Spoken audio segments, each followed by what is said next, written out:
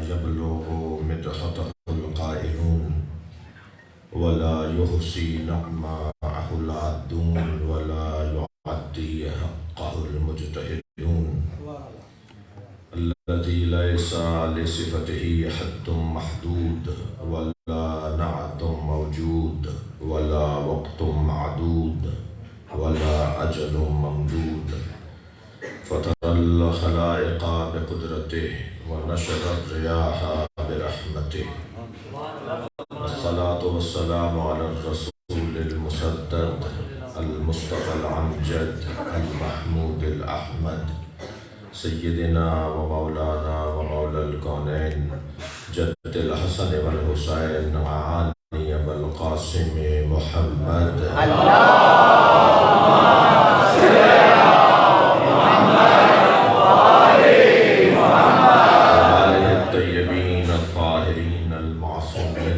الذين قال الله إنما يريد الله ليذهب عنكم الرجس أهل البيت ويطهركم تطهيرا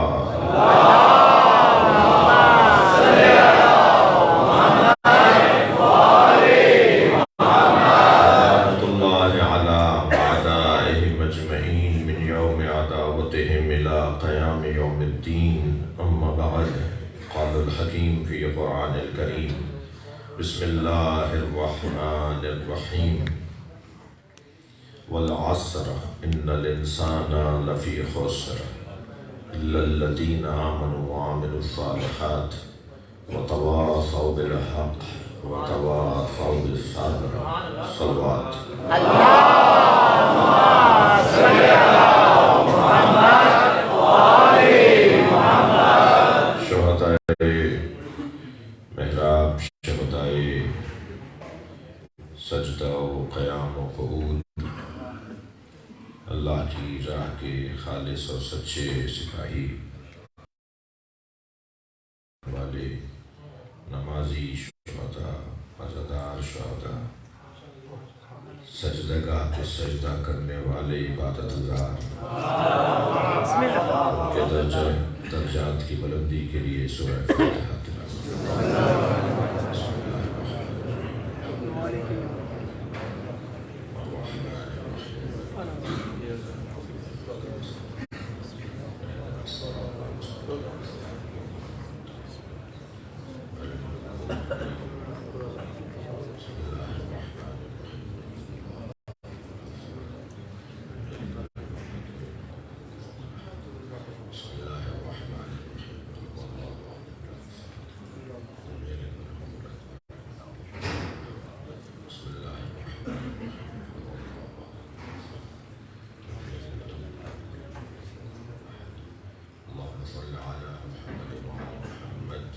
تلاوت درجات کی بلندی کے لیے بلندر صلوات اللہم صلی علی محمد وآل محمد اس سے بلند صلوات اللہم صلی علی محمد وآل محمد ذہن و ذہن کو منور کریں ایک اور بلند صلوات کی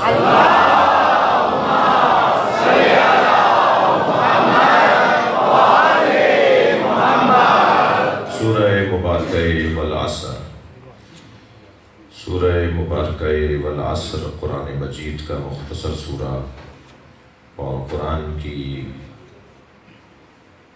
تمام آیات کا خلاصہ سورہ یعنی جو کچھ اللہ نے قرآن میں مفصل نازل کیا ہے وہ سورہ والعصر میں مختصر اور جامع بیان ہوا ہے فہرست بیان ہو رہی ہے پورے قرآن کے مطالب کی ایک سورے کے اندر بسم اللہ یعنی کیا کیا اللہ نے قرآن میں نازل کیا ہے وہ سورہ العصر میں اللہ نے بیان کر دیا سب سے پہلے تو قرآن میں کس چیز کو اہمیت حاصل ہے وہ بیان ہوئی اللہ کے نزدیک سب سے زیادہ اہمیت کی حامل شے وقت ہے وقت سب سے زیادہ اہمیت کی حامل شے ہے اگر وقت کی قدر نہ ہو وقت کی شناخت نہ ہو، وقت کی پہچان نہ ہو تو نہ نماز فجر ہو پائے گی، نہ نماز عصر ہو پائے گی، نہ نماز مغرب ہو پائے گی۔ وقت کی شناخت نہ ہو تو حج نہیں ہو پائے گا، وقت کی شناخت نہ ہو تو عبادتیں نہیں ہو پائیں گی۔ بلکہ میں ایک جملہ یہاں حسن بیان کے طور پہ کہوں کہ وقت ہی کی شناخت کو تو کربلا کہتے ہیں۔ کتنا دیر لگا ہوگا یہ کہنے میں کہ مثلی لا یباع مثلہ، مجھ جیسا اس جیسے کی بیعت نہیں ہے۔ سلوات پڑھنے محمد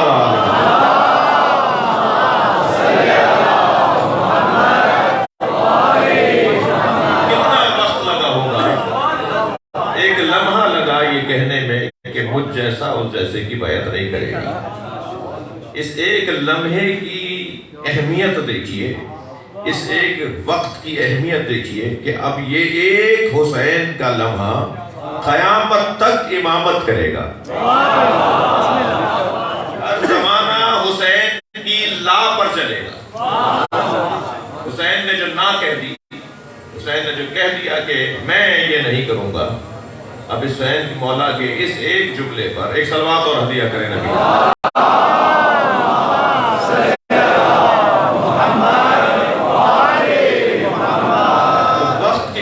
قدر ہے وقت کا، کتنی وقت کی ضرورت ہے، وقت کو پہچاننے اور اس کی اہمیت کتنی زیادہ ہے، یہ قرآن مجید کے اس سورے کے اندر اللہ بیان کر رہا ہے۔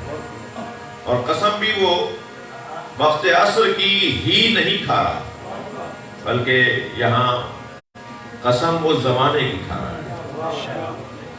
یہ کون سا زمانہ ہے کہ جو قابل قسم پروردگار ہو گیا؟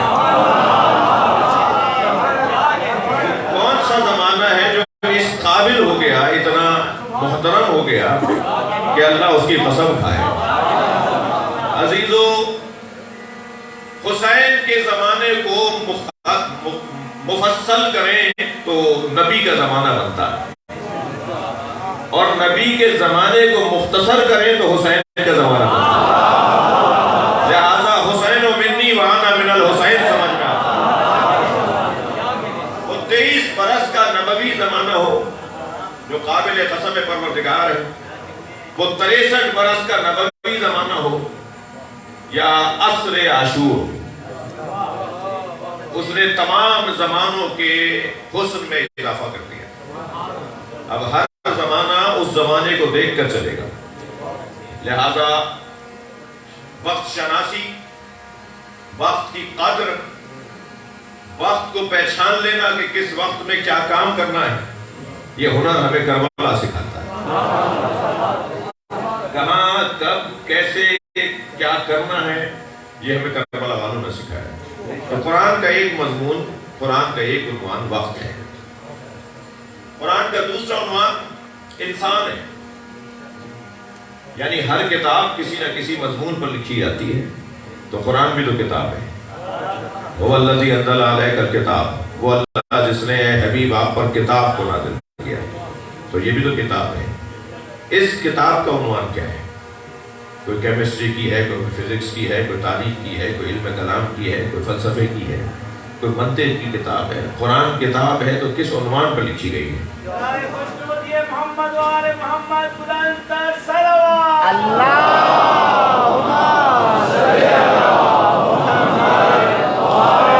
قرآن جس مضمون پر لکھی گئی کتاب ہے اسے انسان کہتے ہیں۔ یہ انسان کے مضمون پر لکھی گئی کتاب ہے۔ جتنا جو کچھ انسان کے بارے میں ممکن ہے وہ سب قرآن میں اللہ نے نازل کر دیا ہے۔ انسان سے متعلق ضروری باتیں توجہ میرے ساتھ ہیں، وہ ساری باتیں پروردگار عالم نے قرآن میں نازل کر دی۔ میں تمہیدی بیان سے گزر رہا ہوں، بڑے انسانوں، بڑے لوگوں کی مجلس ترہیم پڑھنے آیا ہوں، لہذا تھوڑا میرا ساتھ دیجئے تمہیدی بیان۔ دوسرا عنوان قرآن مجید کا، اس سورے کا، وہ انسان کے بارے میں بات کرنی ہے بھائی۔ اور میرے سنی بھائی جو مجلس میں آئے بیٹھے ہیں، یہ بعد میں یہ ریکارڈ جو بنایا جا رہا ہے بعد میں سنیں گے، میں انہیں بھی ایک پیغام دینا چاہتا ہوں۔ کہ اگر مفہوم انسانیت سمجھنا ہے تو کربلا آ جاؤ. ہم اتنے جنازے اٹھانے کے باوجود انسانیت کا دامن نہیں چھوڑیں گے.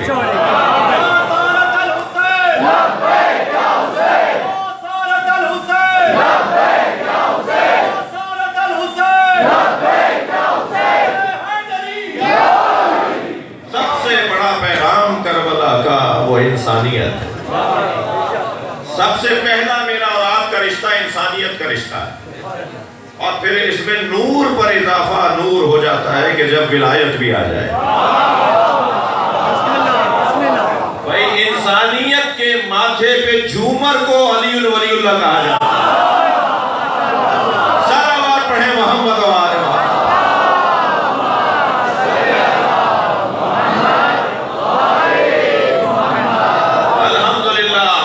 جس دروازے پر بیٹھے ہیں مطمئن بیٹھے ہیں.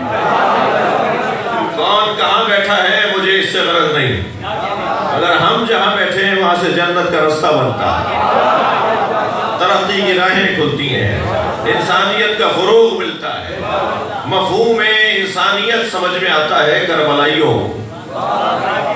لہذا سب سے اہم عنوان انسان انسان انسان انسان. ہم بھی جس کو اپنا بڑا مانتے ہیں وہ انسان اکمل ہے. میرے بچوں جوانوں، انسان کی 4 قسمیں ہیں. ایک انسان نما ہے. جی جب کھیت فصل تیار ہو جاتی ہے تو کاشتکار لکڑی پر خمیز چڑھا کر اسے کھیت میں گاڑ دیتا ہے. جانور سمجھتے ہیں کہ انسان کھڑا ہے، جبکہ وہ کھیت میں انسان نہیں کھڑا ہوتا. تو وہ انسان نہیں ہوتا، انسان نما ہوتا ہے. اور انسان نما مولا علی کی زبان میں اسے کہتے ہیں جس کا ضمیر مر چکا ہو. وہ پھر جیسے لکڑی پر خمیز چڑھی ہوئی ہو ایسے ہی گلی کوچوں میں پھرتا نظر آتا ہے. بھائی سلوات پڑھ لیں محمد و آل محمد.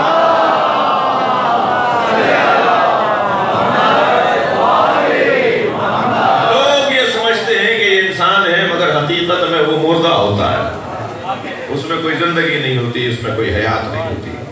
اور مولا کا تو بڑا حسین فرمان ہے. مولا فرماتے ہیں میتیں 2 طرح کی ہوتی ہیں. کچھ لیٹے ہوئے جنازے ہوتے ہیں، کچھ چلتے پھرتے ہوئے. جی ضروری نہیں ہے جو چلتا پھرتا نظر آ رہا ہے وہ زندہ بھی ہو.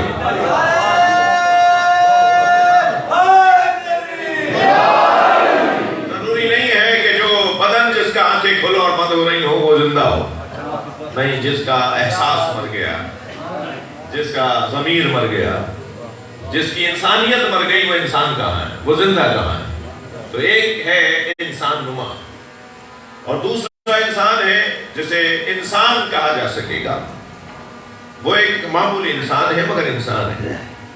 یعنی میں اور آپ، میں اپنے لیے کہتا ہوں کہ میں اگر انسان ہی رہ جاؤں تو یہ میرا ہنر ہے. اگر میں انسان ہی رہ جاؤں تو یہ میرا ہنر ہے. یہ کیسے میں طے کروں کہ کون کب انسان بنتا ہے، کون کب انسان کہلاتا ہے؟ عزیزو، اگر نفس لوامہ ابھی زندہ ہے، ملامت کرنے والا نفس اگر ہمارے اندر ابھی زندہ ہے، برائیوں پہ ٹوکنے والا نفس، اچھائیوں پہ شاباش دینے والا نفس اگر ابھی ہمارے اندر زندہ ہے تو سمجھیں ہم انسان ہیں. اگر برائیوں پہ اندر سے مذمت نہیں آتی، اگر اچھائیوں پر اندر سے شاباش نہیں آتی تو پھر انسان نما ہے، انسان نہیں ہے. یہ انسان. لیکن بات انسانوں کی کر رہا ہوں کہ وہ چلے ایک ایسے انسان کی بارگاہ میں جو انسان نہیں، انسان کامل.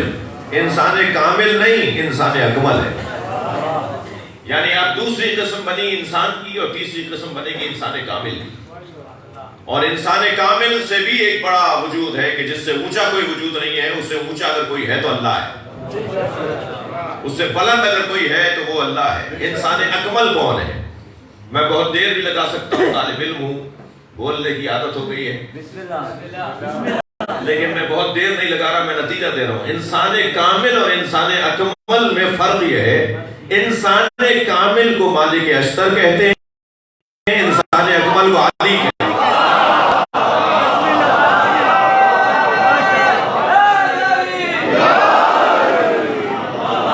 انسان کامل کو سلمان فارسی کہتے ہیں اور انسان اکمل کو محمد مصطفیٰ کہتے ہیں۔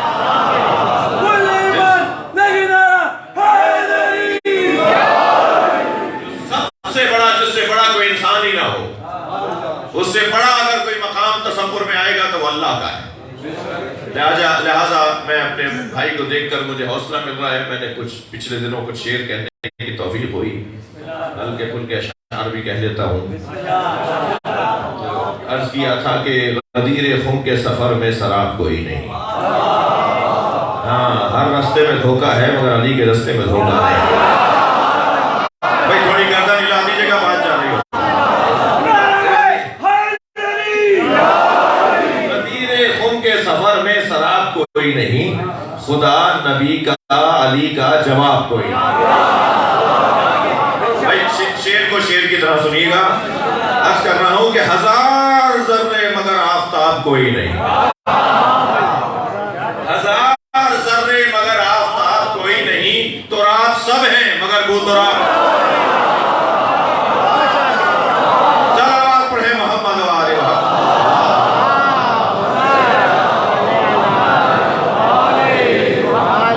اور جس شعر کی خاطر میں نے یہ مطلب تو آپ کو سنا دیے، خدا کے بعد نبی اور نبی کے بعد علی۔ خدا کے ہم نصاب تشیع بیان کر رہا ہوں، دینیات کی ابتدائی کلاس میں یہی پڑھایا تھا ہمیں، خدا کے بعد نبی اور نبی کے بعد علی۔ دوسرے مصرے پہ توجہ، خدا کے بعد نبی اور نبی کے بعد علی، اس ایک بات سے روشن کتاب کوئی نہیں۔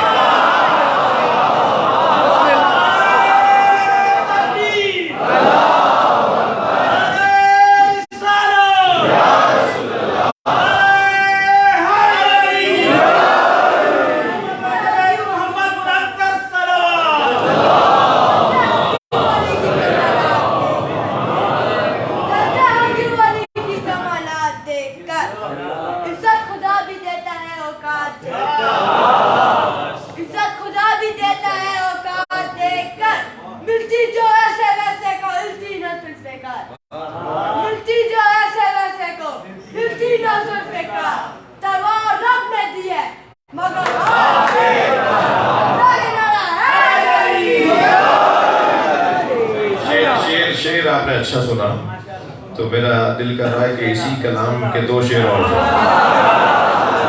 عرض کیا تھا کہ حقیقتاً ابو طالب کے لاڈلے کے سوا، حقیقتاً ابو طالب کے لاڈلے کے سوا نہیں ہے مثل رسالت وہ آپ کوئی نہیں۔ اور اگر آمادہ ہوں تو دو مصرے اور سن لیں کہ گھروں میں ترک تبرع یہ غیر ممکن ہے،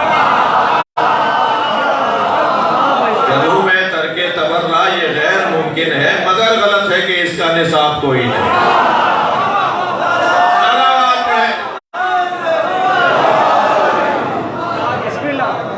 صلوات پڑھیں گے محمد و آل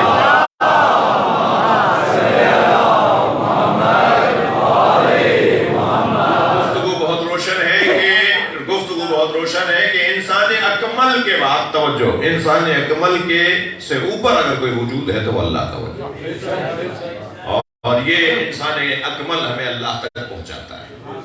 اور انسان اکمل اسے اس لیے کہہ رہے ہیں کہ کامل اس کا کمال الہی ہے اور پیکر بشری ہے۔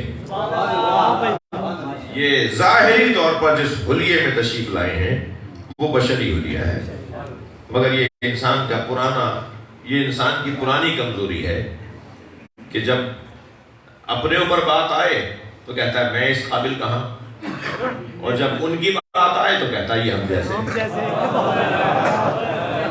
عجیب ہم دیتے ہیں، جب تمہارے اوپر ذمہ داریاں ڈالی جائے تو کہا میں اس قابل کہاں، اور جب ان کی فضیلتوں کی بات ہو تو کہا وہ ہم جیسے۔ بھئی وہ تم جیسے کیسے؟ اتنا بڑا مجمع جو ایک جیسا ہے وہی اللہ نے ایک جیسا نہیں بنایا۔ اتنا بڑا مجمع میں سے کوئی نبی رسول معصوم امام حجت خدا کوئی ہم میں سے تو سوچ بھی نہیں سکتا نا. یہ سب جو ایک جیسے ہیں وہی ایک جیسے نہیں ہیں. تو جو ایک جیسے نہیں ہے تو وہ ہم جیسا کیسے ہوگا جسے بنا کر اللہ نے اپنے ہاتھوں کو مبارکباد دی ہے. وہ ظاہری طور پر ہمارے حلیے میں انسان کے موضوع پر بات کر رہا ہوں. وہ ظاہری طور پر ہمارے حلیے میں اور انسانی پیکر میں اور بشری پیکر میں ضرور آئے مگر وہ ہم جیسے نہیں ہیں. وہ ہم جیسے نہیں ہیں تبھی تو ہمارے رہنما ہیں. ورنہ ہم کسی اور کے رہنما کیوں نہیں ہو جاتے؟ وہ ہم سے افضل ہیں، اعلیٰ ہیں اور ہر اعتبار سے افضل و اعلیٰ ہیں. جی ان کی روح کا تو کوئی مقایسہ ہی نہیں ہے کہ کتنی مضبوط روح ہے. ان کے بدن کا بھی کوئی مقابلہ نہیں. ہماری انگلی کٹے تو خون نکلتا ہے، نبی کے انگوٹھے سے دودھ نکلتا تھا. 2 قدم کے فاصلے پر تھی جناب زہرا اور امام حسین کو بھوک لگی. ابھی ایک آواز بھی مکمل حسین نے نہیں دی تھی اس بات کے لیے کہ مجھے بھوک لگ رہی ہے. نبی نے اتنا انتظار نہیں فرمایا کہ سیدہ قریب آ جائے، اپنا انگوٹھا حسین کے دہن میں دے دیا. نبی کے انگوٹھے سے دودھ نکلنے لگا اور حسین والا ہمک ہمک کر دودھ پینے لگے. نبی مکرم دوسرا ہاتھ حسین کی پیشانی پہ رکھ کے فرماتے ہیں حسین آرام سے پیو، یہ اللہ نے تمہارے لیے بنایا ہے.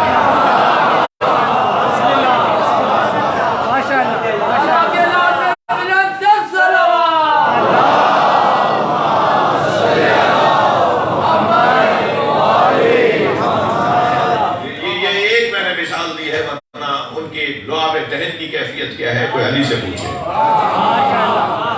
ان کے لعاب دہن کی تاثیر کیا ہے کوئی علی سے پوچھے. جب کسی نے کہا نا یا علی آپ کا علم نبی کے علم کے برابر ہے، 27 مشکل سوال جوڑ کر لائے. یہ سوچ کر کہ کسی سوال پر علی کہیں گے کہ اس کا جواب نہیں آتا. 6 سوال کے بعد بھول گئے کہ 7واں کیا تھا. مولا نے فرمایا میں بتاؤں 7واں سوال کیا تھا.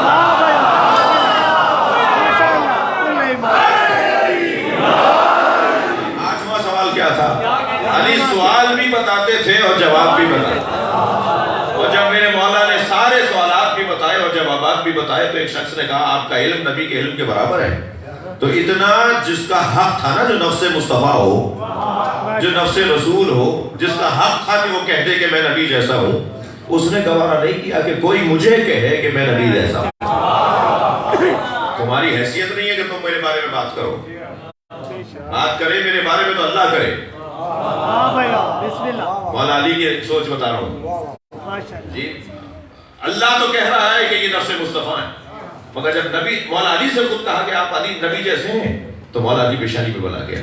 فرمایا ھذا لعاب النبی، میرا علم لعاب مصطفیٰ ہے.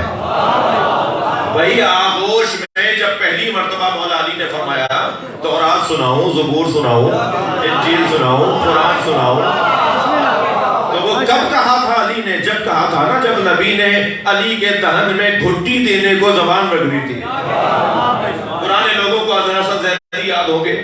حضرت حسن زیدی صاحب کا ایک بڑا حسین جملہ ہے، فرماتے ہیں علی وہ ہے جسے نبی نے زبان دے دی.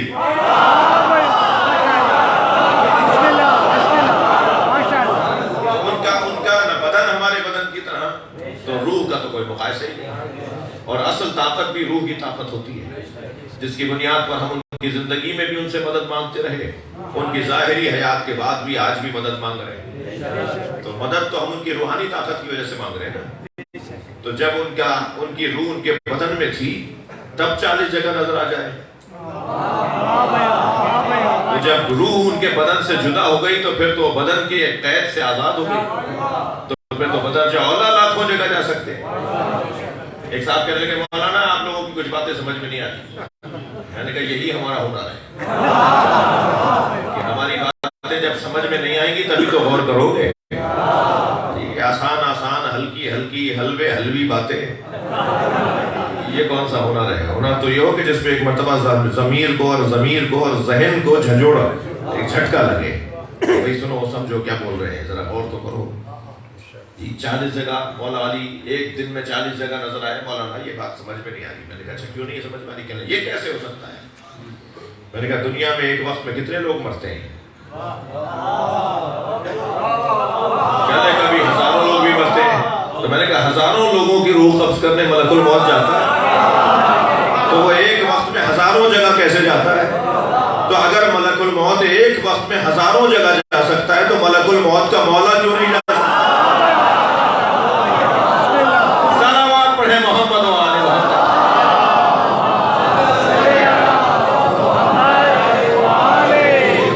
اس انسان اکمل کی بات ہو رہی ہے۔ تو قرآن مجید انسان کے موضوع پر نازل شدہ کتاب ہے۔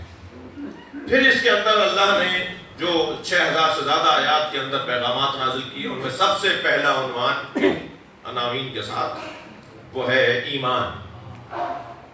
ایمان الا الذین آمنوا وعملوا الصالحات، کردار، وتواصوا بالحق، حق سننا اور حق بولنا۔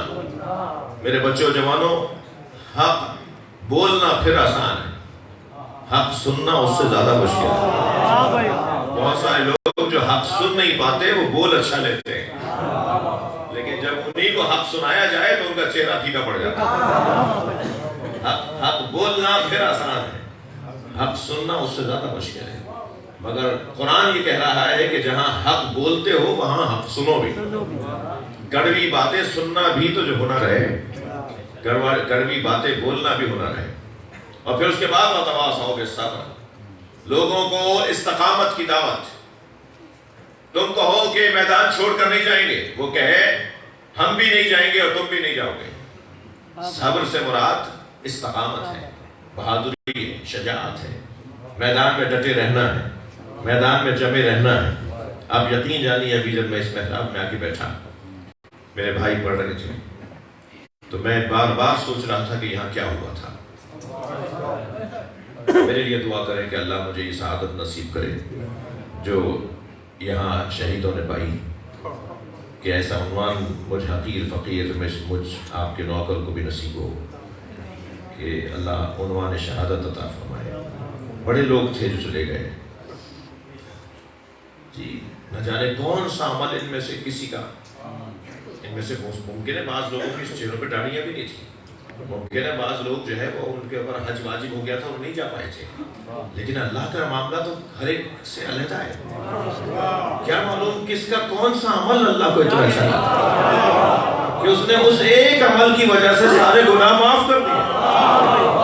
لہذا میں ان بچوں جوانوں سے کہہ رہا ہوں، جلدی کسی کے بارے میں فیصلہ نہیں کیا کرو، فوراً کوتوال بن کے مت بیٹھا کرو۔ کیا معلوم کہ جس کے بارے میں تم آج فیصلہ سنا رہے ہو کل اس کا رشتہ اللہ سے پکا ہو جائے اور وہ سب کچھ بخشوا دے اور اللہ اسے بالکل معاف کر دے اور وہ ڈائریکٹ جنت میں جانے کے لیے تیار ہو جائے۔ اس لیے اللہ کے ہاں گنا نہیں جاتا، تولا جاتا ہے۔ رکعتوں کو نہیں گنتا، وہ نیتوں کو تولتا ہے۔ صلوات پڑھیں محمد و آل محمد۔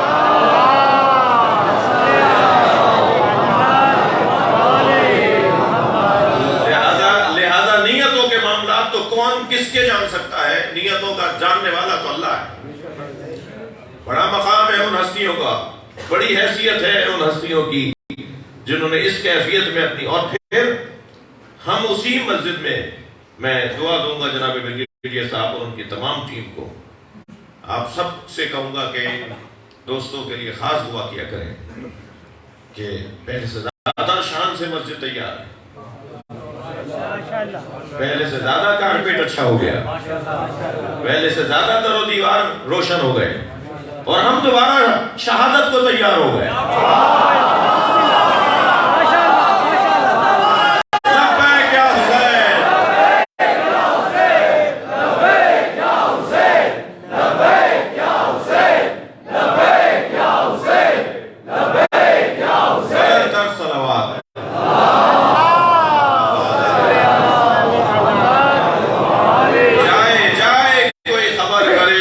دلوں کو جو اپنے بڑوں کی طرح پشت سے وار کرنے والا، مرد ہو تو سامنے آ کے بات کرو۔ ہم تو شہادت ڈھونڈتے ہیں، ہمیں پتا ہے کہ اگر اس انداز سے موت آئے گی تو گناہوں کی بخشش کا بہترین ذریعہ ہے۔ ہم تو پھر تیار ہیں۔ اس وقت میں مسجد میں کتنے لوگ تھے اور آج اس مجلس میں کتنے لوگ ہیں؟ میں کہتا ہوں 2 برابر زیادہ لوگ آئے ہیں کہ آؤ ہم بھی اب بھی تیار ہیں۔ سب کو مرنا ہے، کوئی ہیپیٹائٹس بی سی میں مرے گا، کوئی ہارٹ فیلئر میں مرے گا، کوئی دیوار سے دب کے مرے گا، کوئی کسی گاڑی کے آگے کے نیچے مرے گا۔ بہتر نہیں ہے کالے کپڑوں میں دم نکلے؟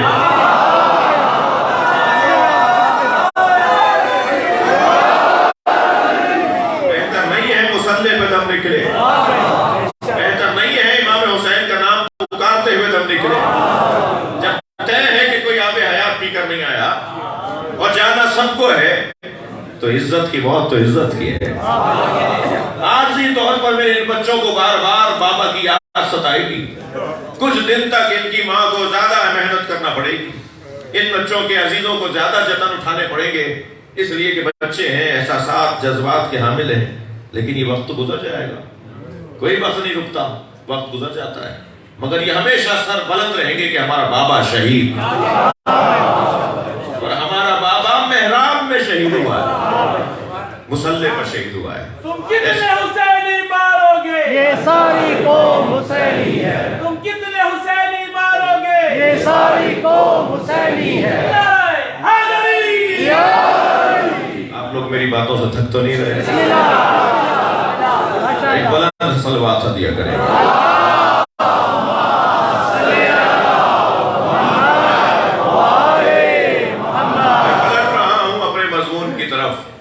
کہ اس سورے کے اندر سب سے آخر میں اللہ نے صبر کرنے والوں کو یاد کیا ہے۔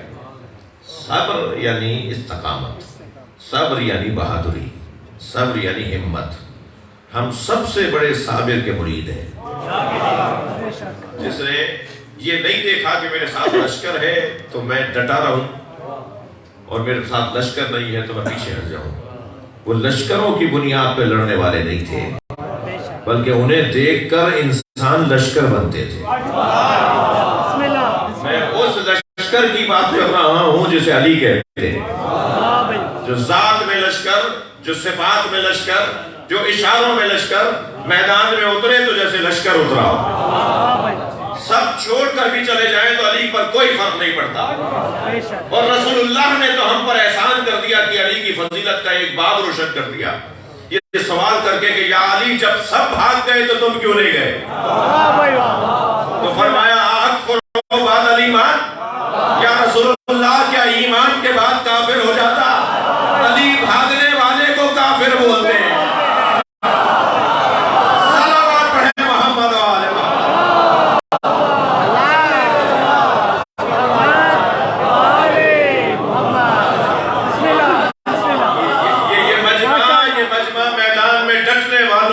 آل کرنے والوں کا مجمع ہے۔ میدان میں جو جمع رہے، ڈٹا رہے، رکا رہے، وہ علی والا ہے۔ لہذا کبھی اپنے بچوں کو سمجھایا تو کبھی اپنے لشکر کو بتایا، سنو یہ جو شام سے لشکر آیا ہوا ہے یہ ہمارا دشمن نہیں ہے۔ خطبے کے اندر جب دوسری تیسری مرتبہ اس جملے اور اس مفہوم کی تکرار کی مولا علی نے کہ یہ آیا ہوا لشکر ہمارا دشمن نہیں ہے، تو ایک چاہنے والے نے اپنے گھوڑے کی پشت پر خود کو کھڑا کیا، گھوڑے پہ بیٹھا ہوا تھا، گھوڑے کی پشت پہ کھڑا ہو گیا تاکہ اونچا ہو جائے، تاکہ علی دیکھیں۔ آواز دے کر کہا یا علی ہمیں مارنے آیا ہے، مولا یہ ہمیں مارنے آیا ہے لشکر، آپ فرما رہے ہیں ہمارا دشمن نہیں ہے؟ تو کیا حسین جملہ ہے، فریم کروا کے لگانے کا جملہ ہے۔ فرماتے ہیں یہ ہمارا دشمن نہیں ہے، تمہارے اندر کا خوف تمہارا دشمن ہے۔ اپنے اندر سے خوف نکال دو پھر تمہارا کوئی دشمن ہی نہیں۔ ان کی حیثیت ہے کہ یہ ہمارے دشمن کہلائیں۔ یہ بات میں پاکستان کے مختلف بڑے اجتماعات میں کہہ چکا ہوں، اور شہداء کا چیلم پڑھنے جب آیا تھا جب بھی کہہ چکا ہوں، اس ملک میں ہمارا کوئی دشمن نہیں ہے۔ یہ جو ہماری دشمنی کا ٹائٹل لیے پھرتے ہیں وہ اس قابل نہیں ہے کہ ہم سے دشمنی کا ہم سے دشمنی کرنے کے لیے قابلیت چاہیے جو ان میں نہیں ہے۔ ہر ایک کو اپنا دشمن نہیں مانو، میں ان بچوں سے بات کر رہا ہوں، حیثیت ہی نہیں دو کسی کو جو اپنا ہمارا دشمن کہلائے۔ یہ ہماری وجہ سے اپنا قد اونچا کر رہے ہیں، یہ اس قابل نہیں کہ ہمارے دشمن ہو۔ جی یہ جن کو اپنا بڑا مانتے ہیں وہ علی کے دشمن کہاں تھے؟ بالکل ایسے ہی تھا. وہ سب سے بڑے خود اپنے دشمن تھے. لہذا ہم بڑے اطمینان کے ساتھ اس معاشرے میں جی رہے ہیں.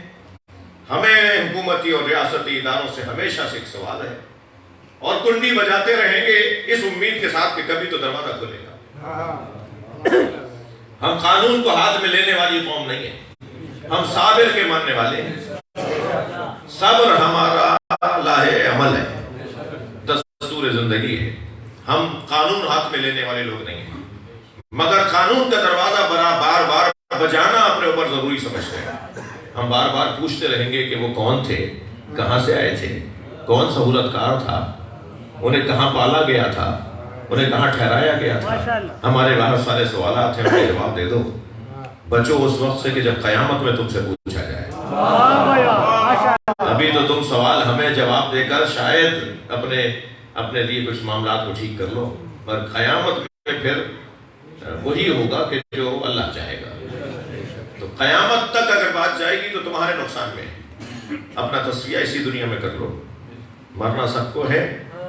ظالم کا ساتھ دینے والا بھی ظالم ہوتا ہے, مظلوم کا ساتھ دینے والا مظلوم کے خیمے میں ہوتا ہے.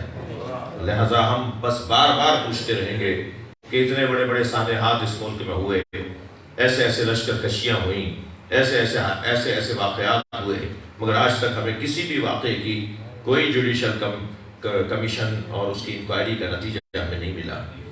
کوئی بھی ہمیں کبھی بھی ہمیں نہیں بتایا گیا کہ آخر آپ کے ساتھ جو اس ملک میں ہوا وہ کون کر رہا تھا, کہاں سے آئے تھے لوگ. ہم نے تو بعض کھوپڑیاں بھی آپ کو اٹھا کے دیں کہ آپ ڈی این اے ٹیسٹ کروا لیں کہ ان کا شجرہ کہاں جا کے ملتا ہے, مگر آپ نے وہ کھوپڑیاں بھی کسی سرد خانے میں ڈال دی اور ہمیں آج تک نہیں بتایا کہ وہ لوگ کون تھے. مگر ہم پھر بھی پوچھتے رہیں گے, ہمیں بتائیے وہ کون تھے, وہ کہاں سے آئے تھے اور کیوں آئے تھے, وہ کیا چاہ رہے تھے. اور یاد رکھیے, میں اپنے ملک کے عظیم, حسین اور میرے محبوب اداروں سے مخاطب ہوں جو سرحدوں کے بھی محافظ ہیں, جو نظریات کے بھی محافظ ہیں, کہ اگر آپ نے اس سلسلے کو اس ملک میں نہیں روکا, اور رکے گا جب آپ سزائیں دیں گے. سزاؤں کا نظام جس معاشرے کے اندر نہیں ہوتا وہاں جرائم ختم نہیں ہوتے. سزاؤں کا نظام اللہ نے قرار دیا تھا تو کوئی تو حکمت ہوگی, کوئی تو فلسفہ ہوگا اس میں. جب تک سزاؤں کا نظام نہیں ہوگا اس وقت تک جرائم رکیں گے نہیں. تو ہم آپ سے یہ کہہ رہے ہیں کہ اگر آپ نے سزاؤں کا نظام مضبوط نہیں کیا تو بات آپ تک بھی پہنچے گی, اور آپ تک پہنچی. ابھی پچھلے دنوں یہاں کیا ہوا, ہمارے فورسز کے لوگوں کو شہید کر دیا گیا. اس سے پہلے کیا ہوا, فوجی بچوں کو شہید کر دیا گیا. اور کتنے اس ملک کے اندر جنازے اٹھائے جائیں گے. کوئی آپ نے اب تک سالڈ مضبوط کوئی طریقہ, کوئی قانون, کوئی اصول, کوئی پالیسی نہیں دی ہے. جب تک آپ مضبوط پالیسی نہیں دیں گے, جب تک آپ مضبوط کوئی اعلان نہیں کریں گے اور اس پر عمل درآمد نہیں کریں گے, ہم تو سب آپ کی طرح منتظر رہیں گے کہ اب کل کس کا نمبر ہے, اب کل کس کا نمبر ہے. مجھے تو اللہ کا شکر جتنا کروں کم ہے کہ ان ساری باتوں کے باوجود ہم مرنے کو اس لیے تیار ہیں کہ یہاں ہمارے بدن سے خون کا قطرہ نکلتا ہے, وہاں کربلا کی خوشبو آنے لگتی ہے. صلوات پڑھنے ذرا محمد و آل محمد.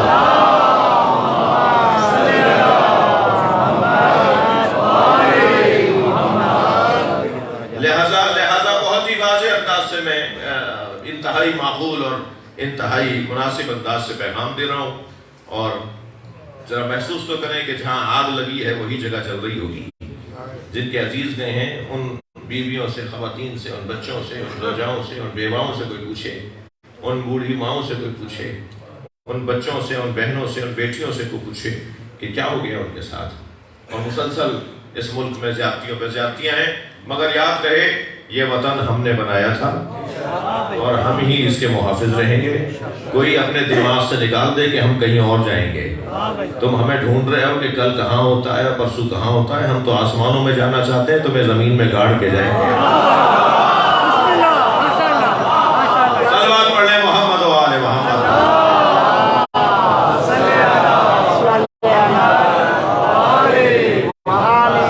آپ پہلے تسلی دیجئے, تھک تو نہیں رہے میری بات. میں تو ابھی آدھا گھنٹہ اور پڑھنا چاہتا ہوں.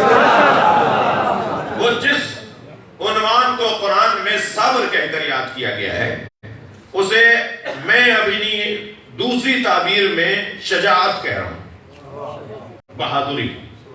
صابر یعنی بہادر، صابر یعنی شجاع۔ صابر اپنے نظریے پہ قائم رہ کر اپنی بہادری کا اعلان کر رہا ہوتا ہے، ورنہ تو نظریے سے ہاتھ اٹھا لے تو صابر نہیں رہے گا، نظریے سے ہاتھ اٹھا لے تو بزدل کہلائے گا۔ بزدلوں کا کام اس دروازے سے کوئی نہیں ہے جی۔ صبر یعنی بہادری، شجاعت، استقامت، میدان میں ڈٹے رہنا۔ میں اور آپ جس علی کو اپنا پہلا امام مانتے ہیں، اس نے تو ہمیں سکھایا ہی ہے کہ کوئی نبی ہو تب بھی میدان سے بھاگنا نہیں۔ مولا سے پوچھا، مولا جب آپ میدان میں جاتے ہیں اور ہمیں آپ سے کوئی کام پڑ جائے دوران جنگ، تو ہم آپ کو کہاں ڈھونڈیں؟ مولا علی کی جنگ پڑھنے کا اگر آپ نے میرا مزاج بنا دیا تو میں 2-3 گھنٹے جنگ پڑھ سکتا ہوں۔ مولا سے پوچھا، مولا میدان میں جب آپ چلے جائیں اور ہمیں آپ سے کوئی غرض ہو، کوئی کام ہو، آپ سے کوئی مشورہ اور رہنمائی چاہتے ہو تو آپ کو کہاں ڈھونڈیں؟ فرمایا میں جہاں گھوڑے سے اترتا ہوں وہیں کھڑا رہتا ہوں، نہ میں کسی کے پیچھے بھاگتا ہوں اور نہ کوئی ہے جو میرے پیچھے آئے۔ اللہ اکبر۔ علی کے اصول حرب، مولا علی کے اصول جنگ اگر بیان کیے جائیں تو ایک حسین باب بنتا چلا جاتا ہے۔ آپ کی توجہات میرے ساتھ ہیں تو میرا دل کر رہا ہے کہ اس وادی میں تھوڑا آگے بڑھو، اور واللہ میں ممبر پر محراب کے ساتھ بیٹھ کر مجلس پڑھتے ہوئے قربتاً اللہ یہ جملہ کہہ رہا ہوں، جس قوم کو علی کی شجاعت کے قصے سنائے جائیں وہ بزدل نہیں ہو سکتے۔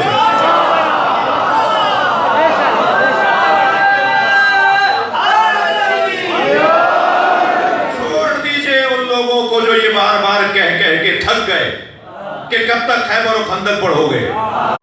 جب تک میری بہادری کی ضرورت ہے خیبر و خندق پڑھا جائے۔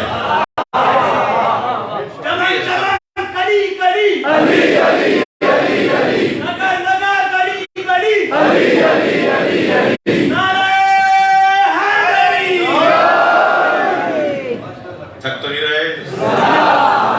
مولا علی کی جتنی جنگوں کو بار بار پڑھا جائے۔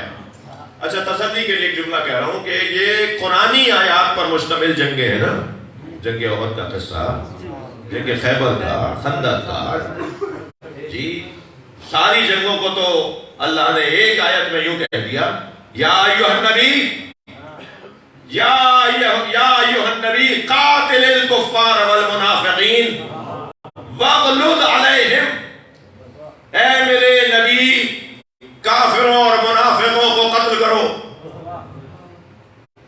اور ان پر شدید ہو جاؤ۔ اگر قتل کا لفظ یعنی قاتل کا لفظ پہلے امر کا اگر اس میں صیغہ نہ آیا ہوتا اور جہاد کا لفظ آیا ہوتا تو جہاد کا مفہوم وسیع ہے، جس میں تلوار کا جہاد بھی ہے، لسان زبان کا جہاد بھی ہے، صلاحیتوں کا استعمال بھی ہے، وہ بھی جہاد کہلائے گا۔ لیکن قتال کے اندر صرف اور صرف تلوار ہے، یعنی اللہ یہاں کہہ رہا ہے میرے نبی قتل کرو، تلوار اٹھاؤ، کسے مارو؟ کافر اور منافق۔ میں قرآن کا طالب علم ہوں، مجھے 5 کافروں کے نام تو بتائیے جو نبی نے مارے۔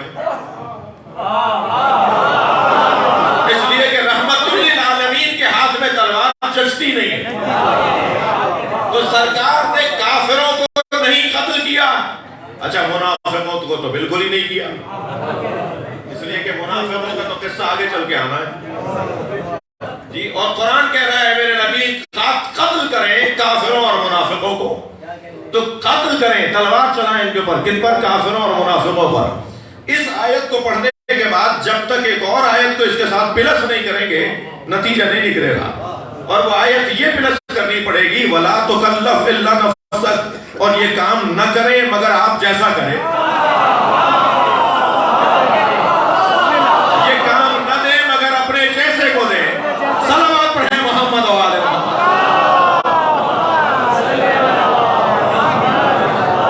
ان دونوں آیتوں کو ملائیں گے تو نتیجہ نکلے گا کہ حکم نبی پر تھا، عمل نفس مصطفیٰ نے کیا،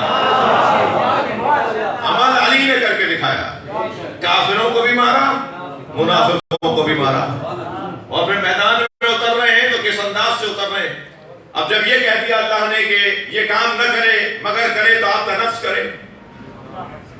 یہ کام نہ کرے کوئی، مگر کرے تو آپ کا نفس کرے، آپ جیسا کرے، نفس سے مصطفیٰ کرے۔ تو پھر ساری جنگوں کا حال بیان ہو گیا نا اس ایک آیت کے اندر، پھر خیبر آ گئی نا اس آیت میں، خندق کا قصہ آئے گا نا، بس جہاں جہاں علی نے تلوار چلائی اسے بیان کرنا قرآن ہے، بسم اللہ ماشاء اللہ اس کا قصہ سنانا قرآن مجید ہے، اس لیے کہ قرآن نے کہا ہے کہ یہ کام نبی جیسا کرے گا۔ تو مولا نے میدان میں اترتے ہوئے کچھ اصول بیان کیے، مثلا جب پوچھا حضرت سے کہ مولا جب آپ میدان میں اترتے ہیں تو پہلے کسے مارتے ہیں؟ جی ہم بھی جب پیپر دے رہے ہوتے ہیں طالب علم، جی طالب علمی کے دور میں جب پیپر زیادہ دے رہے تھے، ہم کچھ کم ہو گئے، یہ بچے اب آج کل اسی پورے مکمل شباب پر ہیں، تو اصول یہ ہوتا ہے کہ سوال نامے میں سب سے آسان سوال پہلے دیکھا جائے، پہلے اس سے حل کریں، اس سے تو جان چھڑائیں، اس کو تو ایک طرف کریں، پھر اس کے بعد والا آسان، پھر اسے ایک طرف کریں، پھر آہستہ آہستہ مشکل کی طرف جائیں، جی پھر آہستہ آہستہ مشکل کی طرف جائیں۔ اب مولا کا اصول کیا تھا؟ مولا سے پوچھا مولا جب آپ میدان میں اترتے ہیں تو پہلے کسے مارتے ہیں؟ لمبے چوڑے کو، گھوڑے پر بیٹھے کو، خچر پہ آئے ہوئے کو، اونٹ پر بیٹھے ہوئے کو، پہلے کسے مارتے ہیں؟ علی مسکرائے فرمان لگے سرداروں کو مارتا ہوں، مزدوروں کو نہیں مارتا۔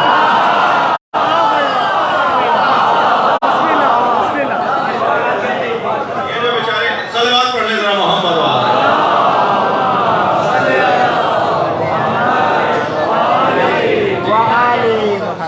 جو لے کر آئے پہلے انہیں مار دیا جائے، تو باقی تو خود ہی چلے جائیں گے، سردار مر گیا تو ہم کیوں رکیں؟ تو کم سے کم خون گرتا ہے، مولانا نے جب اس کی علت بیان فرمائی کم سے کم خون گرتا ہے سرداروں کو مارنے، سرداروں کو مارنے سے کم خون بہتا ہے۔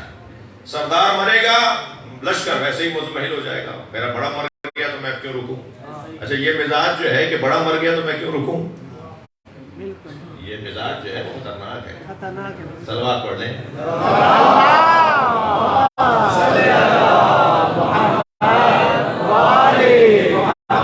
مجھے ابھی فضائل پڑھتے ہوئے گھنٹہ نہیں ہوا ہے، مگر بختیار بھائی کیا فرماتے ہیں؟ بسم اللہ بسم اللہ صلوات نبی کے ساتھ۔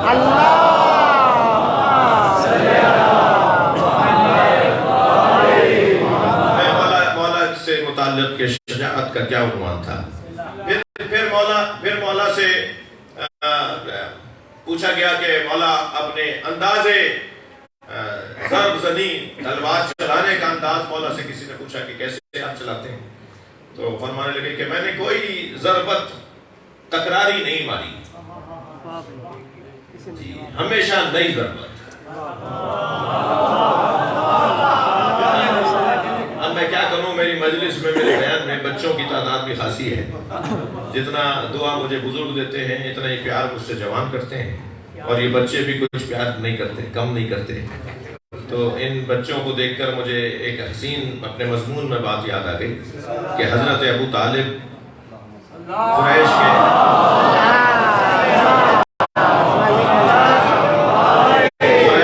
قریش کے 24 قبیلوں کے، قریش کے 24 قبیلے تھے، 24 قبیلوں میں حضرت ابو طالب ہر کچھ مدت کے بعد بچوں کے ورزش کے مقابلے کرواتے تھے۔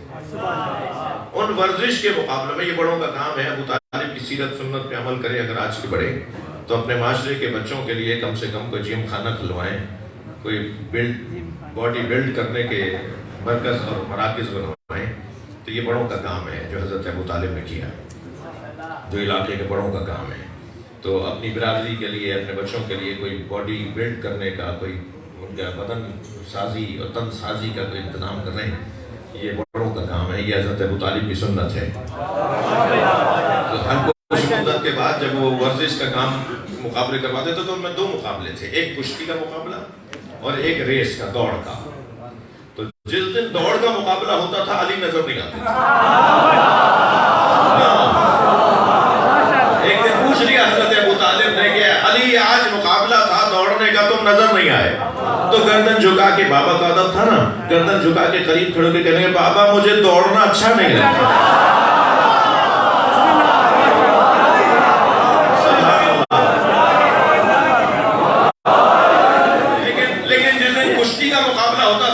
سب سے پہلے ہوتے تھے، کوئی بچہ نہیں آیا ہوا ہوتا تھا، علی کھڑے ہوتے تھے۔ فرماتے ہیں مجھے کشتی کا مقابلہ سب سے زیادہ اچھا لگتا ہے، اور علی مولا اس مقابلے میں جو داؤ پیچ، جو طریقہ انداز وار، جی پہلوانوں کے پاس یہ الفاظ زیادہ ہیں کہ جی نہیں، اردو میں آج کی زبان بات کروں کہ وہ کون کون سے داؤ پیچ، جی وہ کون کون سے جب علی مولا وہ استعمال کر لیتے تھے تو بچے آئندہ تھک تو نہیں رہے، بچے آئندہ کے مقابلے کی تیاری کرتے تھے کہ علی نے کیا کیا چال، کیا کیا داؤ، کیا کیا طریقہ اپنایا ہے۔ مہینے بھر ان طریقوں کی پریکٹس ہوتی تھی، علی ایک مہینے بعد جب آتے تھے طریقہ ہی نیا ہو جاتا۔ فرماتے ضربات علی کے نبکارا، علی کی ہر ضربت نئی ہوتی، کبھی پچھلی ضربت سے علی کی ضربت مشابہ نہیں ہوئی، ہمیشہ ایک نیا انداز، اور کبھی افقی مارتے تھے اور کبھی عمودی مارتے تھے۔ افقی مارتے تھے تب بھی علی کا انداز بتاتا تھا کہ یہ ضربت علی کی ہے، اور عمودی مارتے تھے تب بھی ضربت بتاتی تھی علی نے مارا ہے۔ میں لفظ اور بہتر کر لوں کہ علی کا مارا ہوا جنازہ پکار کے کہتا تھا مجھے علی نے مارا ہے۔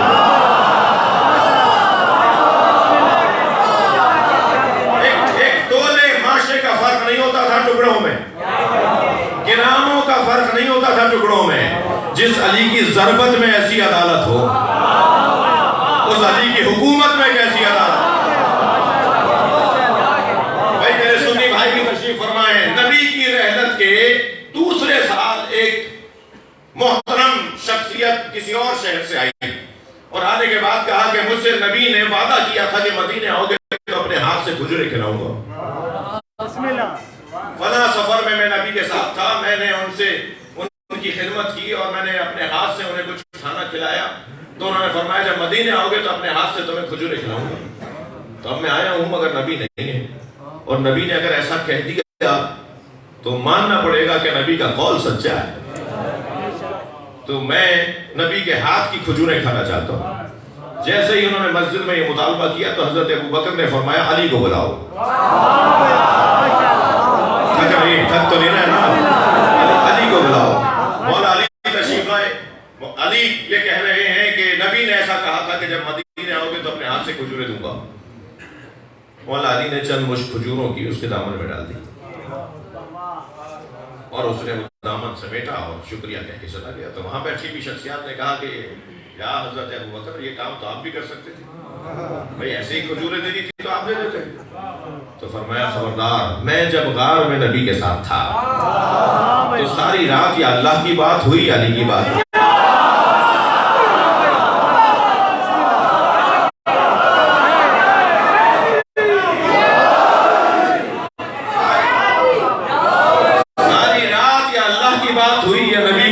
علی کی بات ہوئی، اور علی کی جو باتیں ہوئی ان میں سے ایک بات یہ ہوئی کہ سرکار نے فرمایا ان کفایا وکفا علی فی العدل سوا، میرا یہ ہاتھ اور علی کا ہاتھ عدالت میں ایک جیسا۔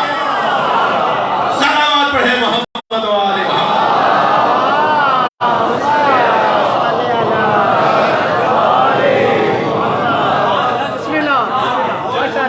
جب بدر کے اندر میرے مولا بھیجے گئے نا میدان میں، نبی مولا نے مولا علی کو جب بھیجا، پھر تسلی دیجئے کہ تھک نہیں رہے۔ جب مولا نبی نے مولا علی کو جنگ بدر میں، پہلی جنگ ہے نا اسلام کی تاریخ کی پہلی جنگ، مسلمانوں کے خلاف لڑی جانے والی مشرکوں کی طرف سے پہلی جنگ بدر، اس وقت مولا علی کی عمر سن مبارک 20 سال تھا، 20 سال کا مکمل جوان، اور اسلام کے لشکر کا علمدار، اسلام کے لشکر کا علمدار، 20 سال جوان۔ اور جب جنگ بدر کے اندر مولا علی اترے تو نبی کو اچانک دیکھا کہ نبی ایک ٹیلے پہ کھڑے ہوئے میدان جہاد کے اندر لڑائی کو اور جنگ کو دیکھ رہے ہیں۔ قریب جا کر سنا تو نبی کی زبان سے ایک جملہ مولا علی نے سنا کہ نبی دعا فرما رہے اللہم اکفنی نوفلا، یا اللہ ایک پہلوان ایسا اس میں آیا ہوا ہے مشرکوں کی طرف سے جو کاٹ چھاٹ میں مار دھاڑ میں اپنا ایک استعارہ اور عنوان رکھتا تھا، تو نبی دعا کر رہے ہیں یا اللہ میری امت کو نوفل سے محفوظ رکھ. جی یہ سن لیا مولا علی نے. مولا نے نبی کی زبان مبارک سے یہ دعا سن لی کہ میری امت کو، میری قوم کو، مسلمانوں کو نوفل کے شر سے محفوظ رکھ. مولا میدان میں گئے، کچھ دیر کے بعد پھر دیکھا کہ نبی کسی کو ڈھونڈ رہے ہیں، تو دور سے آواز دے کر کہا یا رسول اللہ کسی کو تلاش کر رہے ہیں. فرمایا اینا نوفلا، میدان جنگ میں نوفل نظر نہیں آ رہا. تو علی نے وہیں سے آواز دے کر کہا میں نے اسی وقت مار دیا.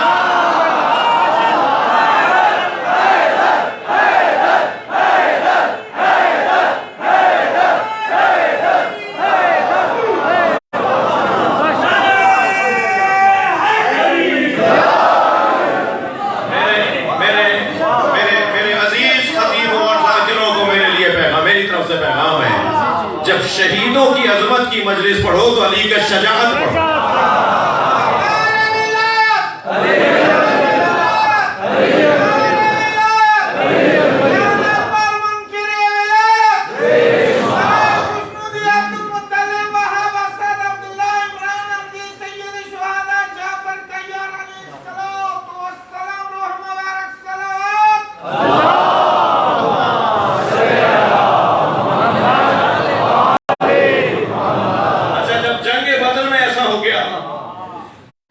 تو اس کے بعد جنگ احد.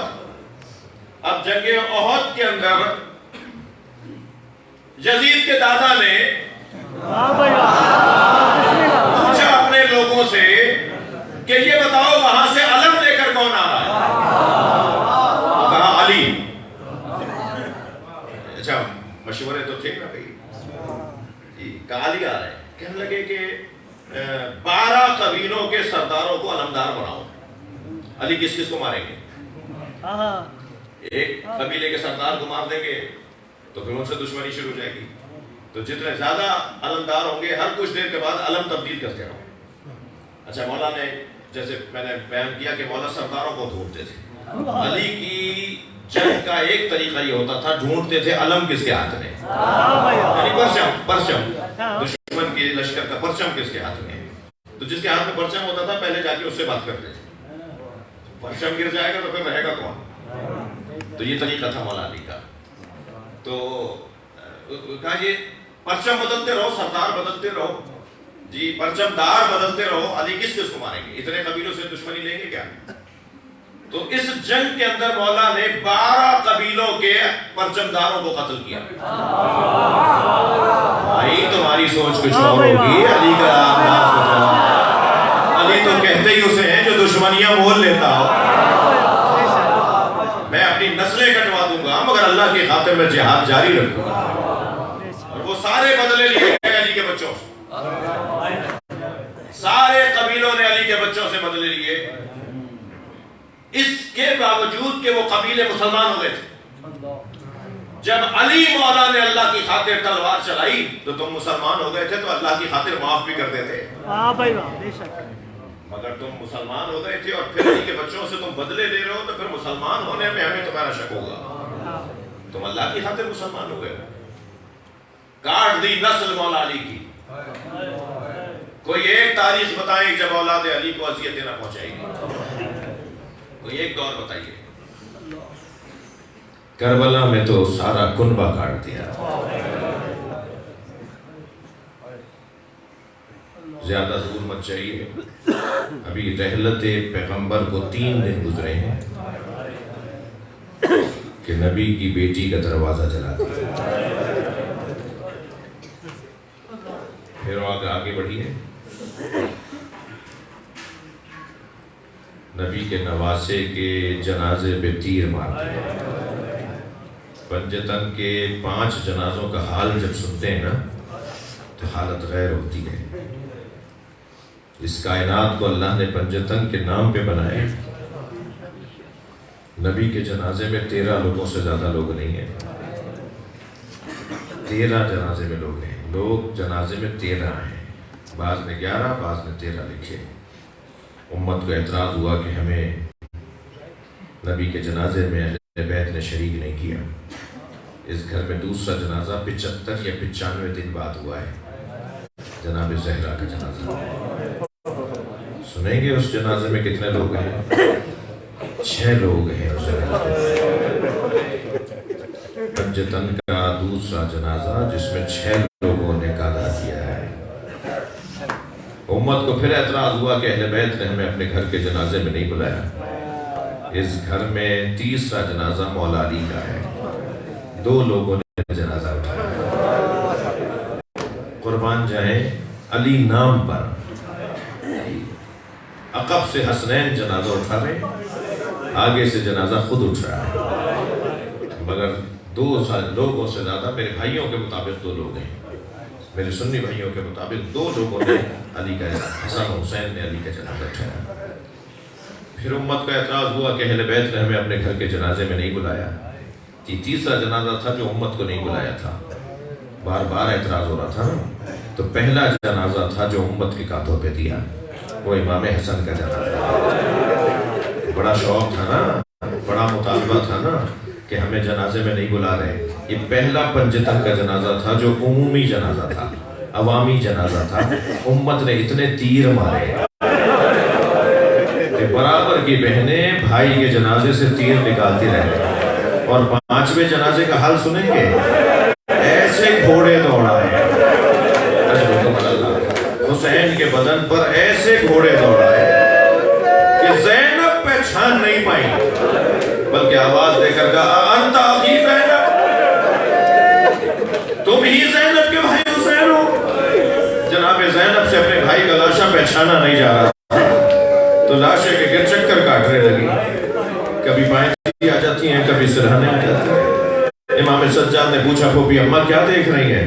فرمانے لگی سالم جگہ ڈھونڈ رہی ہوں جہاں بوسہ دے سکوں، مگر میری بیوی کو سالم جگہ نظر نہیں آئی تو کٹی ہوئی گردن کا بوسہ دیا. اور پھر مدینے کی طرف رخ کر کے کہا صلی اللہ علیہ کا یا رسول اللہ علیہ السلام، اے اللہ کے رسول آپ پر آسمان کے فرشتے سلام کرتے ہیں. حاضہ حسین، یہ آپ کا حسین ہے. مرمل بالدماء، جو خاک اور خون میں غلطان ہے. وہ خطہ العزا، جس کا جوڑ جوڑ علیحدہ کر دیا. مصلوب الاما متوردہ، جس کا امانہ اتار کر دے گئے. نانا یہ آپ کے بیٹے کا ہاتھ ہے، وہ بناتوں کا سبایا اور آپ کی بیٹیوں کے سروں سے چادریں اتار لی. اجرکم اللہ، اجرکم اللہ. مجلس ہو گئی، آپ کی آوازیں بلند ہو گئی، مگر میرا دل کہہ رہا ہے کہ میرے ساتھ ذرا 2 منزل اور آگے آ جائیے. اس گھر میں جو 5واں جنازہ اٹھا وہ 3 دن تک زمین پر رہا. کوئی حسین کا لاشا دفنانے والا نہیں تھا. اللہ اللہ، جس کو نبی اپنے شانوں پر بٹھاتے تھے، جسے گود میں اٹھاتے تھے، جسے زبان چساتے تھے، اس حسین کے لاشے کو 3 دن تک بے گور و کفن چھوڑ دیا. جب لاشے پر بیٹا آیا ہے تو حالت امام سجاد کی غیر ہوئی. جب لاشے پر بہن جناب زینب آئی ہیں تو جناب زینب کے مرثیے دل کو چاک کر دیتے ہیں. مگر عزاداروں ایک زوجہ بھی آئی ہے. میں مجلس شہداء کے درجات کی بلندی کی پڑھ رہا ہوں. ان شہیدوں میں ہر شہید کے ساتھ یہ سارے رشتے موجود ہیں. ہمارے لاکھوں کروڑوں لوگ قربان امام حسین کی جوتیوں پر. اس ذکر پر ہماری نسلیں قربان. میں پرسہ دوں گا کہ اس بہن کو، اس زوجہ کو، اس بچے کو جس کا باپ چلا گیا، شوہر چلا گیا، بھائی چلا گیا، کہ چلو میرے ساتھ کربلا چلو. وہاں کیا منظر نظر آ رہا ہے؟ ایک زوجہ اپنے شوہر کے لاشے پہ آ رہی ہے. زوجہ کون ہے؟ جناب رباب. جناب رباب. امام حسین فرماتے ہیں مجھے وہ گھر اچھے لگتے ہیں جن گھروں میں رباب اور سکینہ نامی عورتیں ہوتی ہیں. اجرکم اللہ، اجرکم اللہ. جنہیں رونا آ رہا ہے اپنی آوازوں کو آزاد کریں گے. جب آپ بلند آواز سے روتے ہیں امام جعفر صادق دعا دیتے ہیں. جی جناب رباب فرماتے ہیں مجھے وہ گھر اچھے لگتے ہیں جن گھروں میں رباب اور سکینہ نامی عورتیں ہوتی ہیں. حق وفاداری ادا کیا ہے جناب رباب نے. اپنے شوہر سے وفاداری کا حق ادا کیا ہے.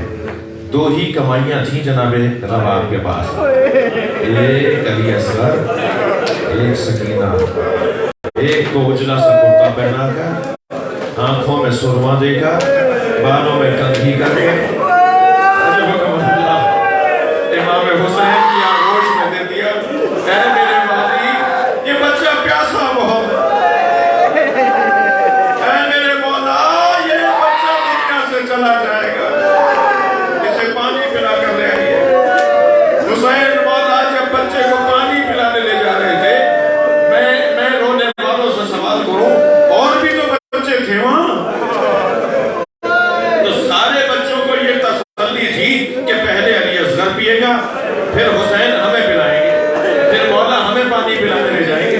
और जब जनाब अली असगर को पानी पिलाने लेकर गए तो कैसा पानी पिया, कैसा पानी पिलाया। 2 साल पहले मुहर्रम की 6 तारीख को एक जवान ने मुझे आकर कहा, मौलाना मैं मछली खरीद कर लाया हूँ, मैंने अपनी बहन को दी कि मुझे मछली तल के दे दो। तो दादी की आवाज आई, मुहर्रम में मछली नहीं खाते। तो मैंने अपनी दादी से कहा, दादी हलाल तो हलाल है, हराम हराम है, ये मुहर्रम और रबीउल अव्वल का क्या फर्क हो सकता है। तो मेरी दादी ने कहा, नहीं जाओ जाके मौलाना से पूछो, हमारे यहाँ मुहर्रम में मछली नहीं खाते।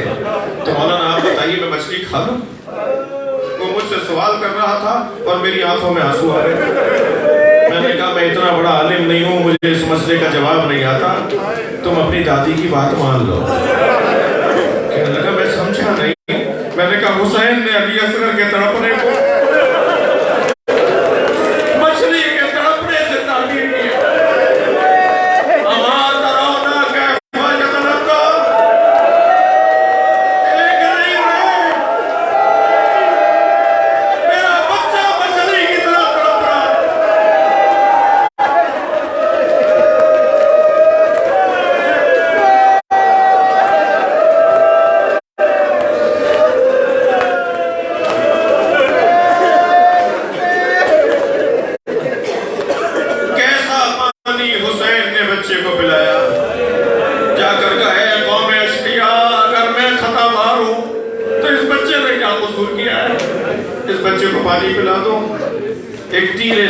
से शोभा था जो हजरत अली असगर के गले पे आके लगा। बच्चे ने दूध की जगह खून उबलना शुरू किया। इमाम ने अली असगर के गले का खून अपने चिल्लों में लिया। आसमान को देखा तो आवाज आई, कभी पानी नहीं बरसेगा। जमीन को देखा तो आवाज आई, कभी फसलें नहीं उगेंगी। मेरे मौला ने वो खून अपने चेहरे पर मल लिया। ये वही चेहरे पे मला हुआ खून है जिसे जनाबे सकीना ने देखकर कहा था, बाबा ये आपके चेहरे पे किसका खून है। और खून चेहरे पे मलते हुए फरमाया, मैं कयामत में इसी चेहरे के साथ अल्लाह की बारगाह में आऊंगा। अब बच्चे को जनाजा गोद में लेकर हुसैन चले। रोने वालों गर्मी बड़ी शदीद थी, धूप में तपिश बहुत ज्यादा थी। इमाम ने बच्चे के लाशे पे हवा का दामन डाल दिया और लाशा लेकर खेमे के करीब जाने लगे। अभी चंद कदम के फासले पे खेमे का दरवाजा था। न जाने क्या ख्याल आया, हुसैन रुक गए, उल्टे पैर पीछे हटने लगे। फिर क्या ख्याल आया, आगे आने लगे। फिर क्या ख्याल आया, पीछे हटने लगे। इसी असना में खेमे से पर्दा हटा। अब जब पर्दा हटा, हुसैन ने गौर से देखा तो सकीना कहीं थी। जनाब सकीना ने देखा जो भाई कुछ देर पहले मछली की तरह तड़प रहा था, वो बाबा की गोद में चैन से सो रहा है। तो समझी ये कि बाबा ने पानी पिला दिया है। तो वहीं से आवाज देकर कहा, बाबा मैं भी प्यासी हूँ, बाबा मुझे भी ले जाओ। हुसैन क्या बताएंगे कैसा पानी पिया है। लेकिन जैसे ही सकीना की आवाज बुलंद हुई तो माँ ने खेमे में सुन लिया कि हुसैन आ गए हैं और बच्चे को पानी पिलाकर ले आए हैं। तो मैं आपसे पूछ सकता हूं कि माँ कितनी जल्दी बाहर आई होगी। जनाबे रबाब दोबारा एक मरतबा खेमे से पर्दा हटा, देखा तो रबाब खड़ी है। दूर से जनाबे रबाब को देखकर इमाम हुसैन ने फरमाया, रबाब बताओ मैं कौन हूँ। हाँ, अजीब सवाल है जो हुसैन अपनी ज़ौजा से कर रहे हैं। रबाब बताओ मैं कौन हूँ। जनाबे रबाब ने फरमाया, आप मेरे इमाम हैं, आप हुज्जत खुदा हैं, आप मेरे वाली हैं। जैसे ही इमाम हुसैन ने ये सुना, हवा का दामन हटा दिया। एक माँ ने फोन में लथपथ बच्चा देखा, नन्हे नन्हे लबों पे लब रख दिए, आवाज देकर कहा, ऐ मेरे लाल, अरब तो ऊँटनी के बच्चे को भी नहर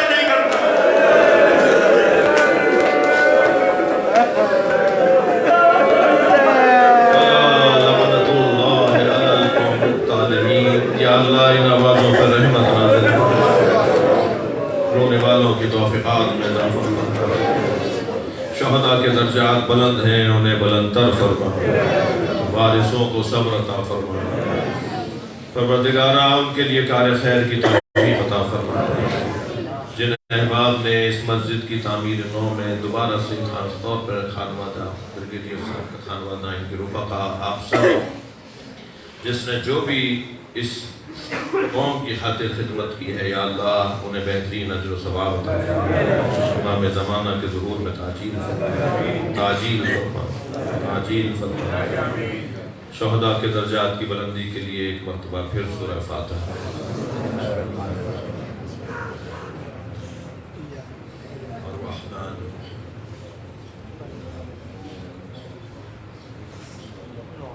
اللهم صل على محمد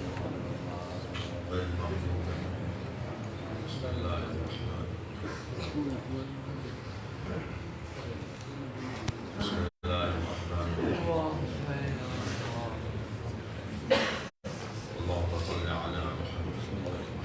بلند الصلوات